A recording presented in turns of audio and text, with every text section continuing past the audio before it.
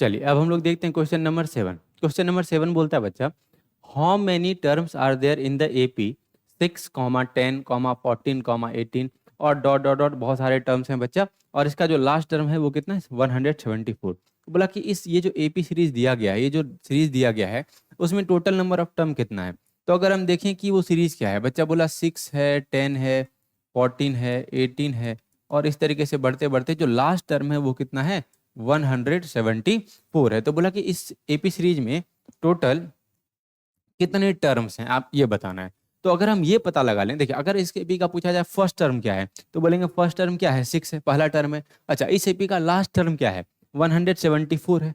तो अगर हम लोग ये पता लगा लें कि आखिर 174 कौन से नंबर का टर्म है, ठीक है, तो हमको अगर हम ये पता लगा ले कि 174 कौन से नंबर का टर्म है तो हमको ये पता चल जाएगा कि लास्ट टर्म है वो तो उतना ही टर्म है उसमें। क्लियर है। मान के चलिए अगर हमको पता ऐसा निकालें कि 174 41st टर्म है ना, तो इसका मतलब टोटल 41st टर्म है। या फिर अगर इसका 50 आया आंसर कि ये 50 नंबर ऑफ टर्म में आता है कौन बच्चा 174, तो वही आंसर हो जाएगा। ये एक एग्जाम्पल है। अब हम लोग सॉल्व करते हैं और ये पता लगाते हैं कि आखिर 174 इस एपी में कौन से नंबर ऑफ टर्म में आता है। ठीक है, मतलब हम निकालेंगे बच्चा कि ये टीएन किसके बराबर 174। मतलब हम ये पता लगाएंगे कि ये जो 174 है इस एपी के कौन से नंबर ऑफ टर्म्स में आता है। ठीक है, चलिए अगर ये पता लगाने से पहले बच्चा, ठीक है, ये पता लगाने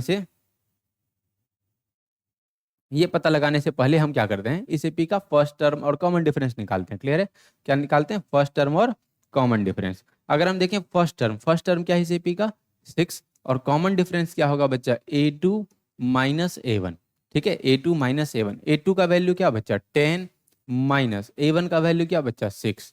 ठीक है, तो D इज इक्वल टू, और 10 माइनस 6 के बराबर बच्चा 4 के बराबर। A का वैल्यू पता चल गया और D का वैल्यू पता चल गया, और हमको क्या करना है TN का वैल्यू किसके बराबर पुट करना है 174 के बराबर। इससे हमको ये पता चल जाएगा कि 174 इस एपी में कौन से नंबर ऑफ टर्म्स में आता है।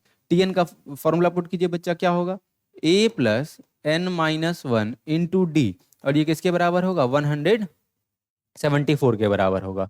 A का वैल्यू पुट कीजिए 6 प्लस एन का वैल्यू तो हमको फाइंड करना है, तो n माइनस 1 इंटू डी की जगह क्या पुट करेंगे बच्चा 4, और ये किसके बराबर 174 के बराबर। तो अब इसको वैल्यू फॉर्मूला बच्चा यहाँ से ब्रैकेट ओपन कीजिए, 6 हो जाएगा, और 4 इंटू एन क्या होगा 4n, और 4 इंटू माइनस 1 क्या होगा -4, और ये किसके बराबर 174 के बराबर। 6 माइनस 4 क्या होगा 2, प्लस क्या बच्चा 4n, और ये किसके बराबर 174 के बराबर। प्लस 2 उधर जाएगा तो क्या होगा -2, और बचेगा क्या बच्चा 4n, और ये 4n किसके बराबर 174 माइनस 2 के बराबर। तो ये 4n किसके बराबर बच्चा 172 के बराबर।